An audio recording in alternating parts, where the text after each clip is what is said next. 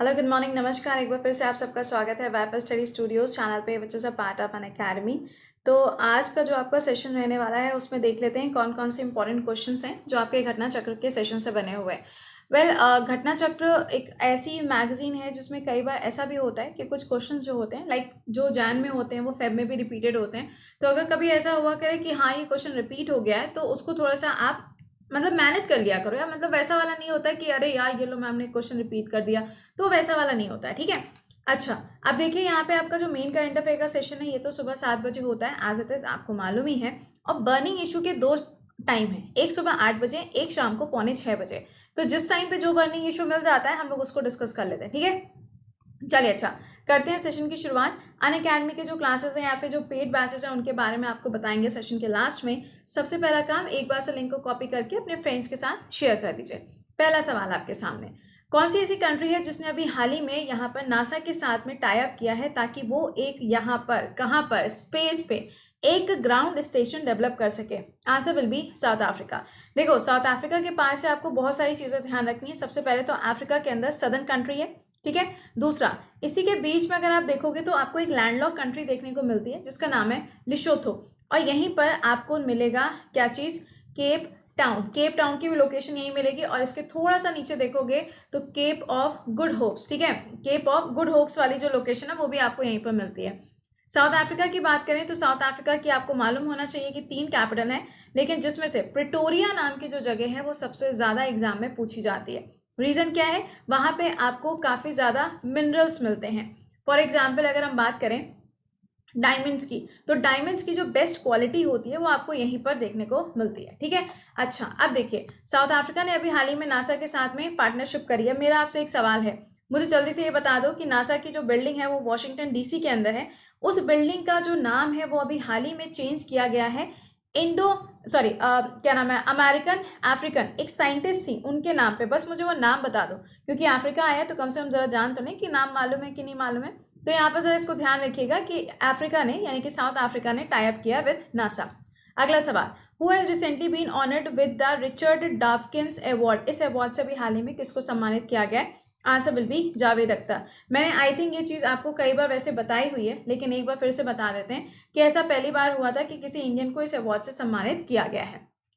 आप यहाँ पे देख भी सकते हो, लिरिक्स है ये। ऑब्वियसली बात है कि लिरिक्स लिखते हैं मतलब गाने लिखते हैं, तो ये नाम यहाँ बताना पड़ेगा, ऐसे चलेगा। अगला देखो यहाँ पे, who has been recently appointed as a brand ambassador by IIFL finance? इसके द्वारा भी हाल ही में किसको एम्बेसडर चुना गया है? Answer will be Rohit Sharma. देखो रोहित शर्मा का नाम जब भी आएगा, सबसे पहले लालीगा हो गया, दूसरा हो गया एडिडास। इन दोनों के तो ब्रांड एम्बेसडर ये हैं, तो आपको ये याद रखना है। अब आपको ये भी पता है कि जो IPL है वो भी स्टार्ट होने वाला है। तो मुंबई इंडियंस ने टोटल 4 बार IPL जीता हुआ है। अब इसमें मुंबई इंडियंस के जो कैप्टन है वो कौन है? That is Rohit Sharma. तो आप यहाँ पे देख सकते हो, ये एक फाइनेंस कंपनी है जिसने अभी हाल ही में इनको एम्बेसडर के रूप में चुना है। और ओवरऑल इसका जो हेडक्वार्टर है वो कहाँ पर है? मुंबई के अंदर लोकेटेड है। अगला देखिए, recently the CM of which state has inaugurated the plant health clinic? Plant health clinic. और मैंने आपको एक चीज और बताया था, सिक ट्री के लिए एम्बुलेंस की फैसिलिटी, ये कहाँ पर? चंडीगढ़। और अगर ये पूछा जाएगा तो इसका आंसर क्या बन जाएगा? यहाँ पे मणिपुर के अंदर। ठीक है। अच्छा, अब देखो मणिपुर के पार्ट से जब भी पूछा जाएगा तो वहां पे इसको स्टार्ट किया गया, बट आपको ये भी मालूम होना चाहिए लोकटक लेक ये कहाँ पर है? This is also located in Manipur. अब लोकटक लेक तो मणिपुर में हो गई, तो यहीं पर केबुल नामजो नेशनल पार्क भी लोकेटेड है। This is also very important. यहीं पर आपको एक ट्राइब मिलती है जिसका नाम क्या है? मीतीस ट्राइब। और यहाँ पर जो फेस्टिवल सेलिब्रेट होता है दैट इज अ कूट फेस्टिवल। अगला देखो, recently which state has been given the status of state anthem to Bande Utkal जननी? भैया ये शब्द आ जाए तो समझ जाओ ओडिशा के बारे में हम बात कर रहे हैं, क्योंकि ओडिशा का जो कोस्ट है उसको हम उत्कल कोस्ट के नाम से जानते हैं, यानी कि जो ओडिशा का तटीय रेखा है उसको हम उत्कल कोस्ट के नाम से जानते हैं।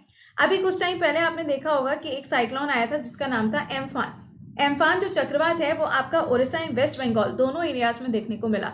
अब इसके साथ में ये भी ध्यान रखना कि ओडिशा के अंदर अभी हाल ही में आपको, अगर मैं थोड़ा सा हिंट दूंगी कि यहाँ पर सुनामी से जुड़ा हुआ कुछ हुआ था क्या, जरा मुझे जल्दी से कमेंट सेक्शन में लिख के बताइएगा कि सुनामी से जुड़ा हुआ एक टैग दिया गया था उसका नाम क्या है? कमेंट सेक्शन में मेंशन करिएगा।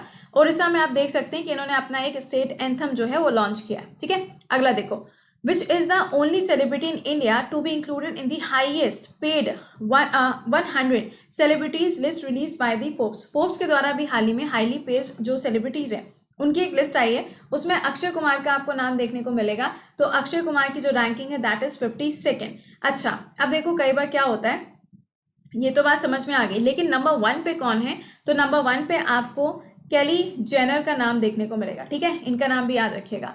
अगला देखिए, recently who has banned Indian runner up Kiranjeet Kaur for 4 years। देखो, अगर बैन करेगा या तो नाडा होगा या तो वाडा होगा, और इस टाइम पे अगर वाडा देखा जाए तो वो कुछ ज़्यादा ही एक्टिवली यहाँ पे काम कर रहा है। तो आप देख सकते हैं कि यहाँ पर इनके ऊपर 4 साल का प्रतिबंध लगाया गया है। वाडा का फुल फॉर्म एग्जाम में पूछ सकते हैं, वर्ल्ड एंटी डोपिंग एजेंसी। इसका हेडक्वार्टर कहाँ पर है? तो ये आपको मॉन्ट्रियल में मिलेगा। मॉन्ट्रियल कहाँ पर है? कनाडा में। कनाडा की कैपिटल क्या है? ओटावा। करेंसी क्या हो जाएगी? Canadian dollar. और यहाँ पे अगर मैं आपसे पूछूं हु इज द प्रेसिडेंट, जल्दी से कमेंट सेक्शन में लिख के बता दो। अगला देखिए, which dockyard has recently developed an ultraviolet germ treatment facility. ये अभी हाल ही में किसके द्वारा रिलीज करी गई है? आंसर हो जाएगा यहाँ पे नोवाल डॉकयार्ड मुंबई, इनके द्वारा भी हाल ही में इसको लॉन्च किया गया है। वैसे मैं आपको बताऊं, अब ऐसे सवाल जो है बहुत ही रेयर केस में पूछे जाएंगे, क्योंकि कोविड से जुड़े हुए इतने सारे क्वेश्चंस हो गए कि कुछ ऐसे पॉइंट्स होंगे जहां पे आपको सवाल मिल जाएगा। ठीक है, अगला देखिए, who has recently become the new CEO of Wipro company. Wipro के अंदर अभी हाल ही में नए सीईओ का क्या नाम है? यहाँ पे थेरी जेला पोर्ट्रे। ठीक है, अब आप यहाँ देख भी सकते हो। ओके, नेक्स्ट पे आओ।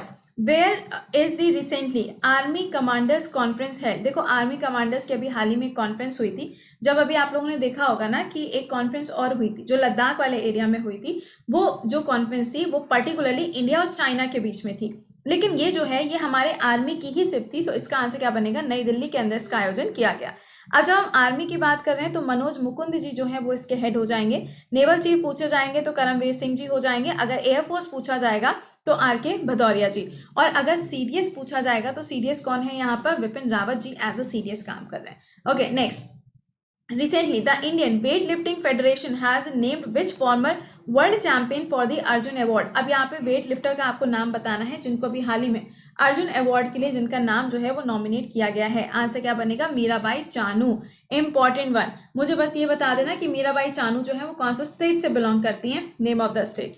अगला, अकॉर्डिंग टू दी फोर्ब्स की लिस्ट के हिसाब से who is the first in the list of highest grocery player. Highest grocery player का मतलब क्या हो गया? जहां पर अगर आप देखें तो जिनको सबसे ज्यादा यहाँ पे पेमेंट किया जाता है। तो अगर आपसे फीमेल कैटेगरी में पूछा जाएगा तो नियोमी ओसाका हो जाएंगी। अगर मेल कैटेगरी में पूछा जाएगा तो रोजर फेडरर हो जाएंगे। रोजर फेडरर कहाँ से बिलोंग करते हैं? From Switzerland. ठीक है, चलिए अच्छा, अगला देखो यहाँ पे, recently when is world tobacco day is observed. ये डे किस दिन मनाया जाता है? आंसर विल बी 31 मई को सेलिब्रेट होता है।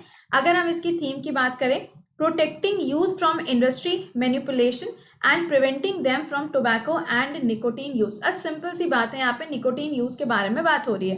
देखो, वैसे भी ये होता है कि जब भी कोई बड़ी सी थीम होती है तो वो एग्जाम में नहीं आती। ठीक है, आगे देखिए, according to the data release by the national statistics office recently what percentage of the GDP of. या देखो, जीडीपी वाले जितने सवाल होंगे ना, समझ जाना कि वहां से क्वेश्चन ना बनेगा, क्योंकि आप भी जानते हैं कोविड के चलते इतना ज्यादा वेरिएशन हो रहा है, तो आपसे वही चीजें घुमा फिरा के बार बार नहीं पूछी जा सकती। ठीक है, तो दिस इज 4.2%। आप यहाँ पे देख भी सकते हो कि इंडिया की जीडीपी इतनी बताई गई। अभी अगर आप देखें तो यहाँ पे बोला गया था कि जनवरी में जाके इतना हो जाएगा, फिर अभी मोडीज ने बोला माइनस में चला जाएगा, फिच ने बोला माइनस में चला जाएगा। दिस इज द थिंग जो आपको ध्यान रखना है। ठीक है, तो हम लोगों ने टोटल यहाँ पे 15 सवाल डिस्कस कर लिए।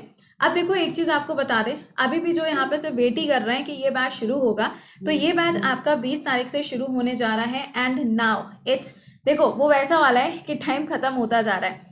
20 तारीख से पहले भी अगर आप ज्वाइन कर लोगे तो भी आपका कोई लॉस नहीं है, आपका प्रॉफिट ही होगा, क्योंकि अभी आपका यहाँ पे जितने भी क्लासेस चल रहे होंगे, एनी क्लास एसएससी कैटेगरी में जो भी क्लास चल रहा है आप वो भी देख पाओगे, है ना। तो ये जो बैच स्टार्ट होने जा रहा है जीएस का, बिल्कुल बेसिक टू एडवांस। बेसिक जब बोल दें तो समझ जाना थ्योरी की बात कर रहे हैं, ठीक है, जिसमें सबसे पहला सब्जेक्ट हम पॉलिटी पढ़ाएंगे, उसके बाद हिस्ट्री रहेगा, देन साइंस होगा, उसके बाद आपका इकोनॉमिक्स आ जाएगा, फिर ज्योग्राफी आ जाएगा। सारे के सारे सब्जेक्ट्स इस पर्टिकुलर बैच में हम आपको पढ़ाने वाले हैं, जिसके साथ में मैथ्स, इंग्लिश और रीजनिंग, आप ये क्लासेस भी देख पाओगे अपने फेवरेट फैकल्टी के, जिसके भी आपको क्लासेस पसंद हो आप इजीली देख पाओगे, कोई भी आपको मनाही नहीं है। बस ये ध्यान रखिएगा, कोड विल बी कृति 10।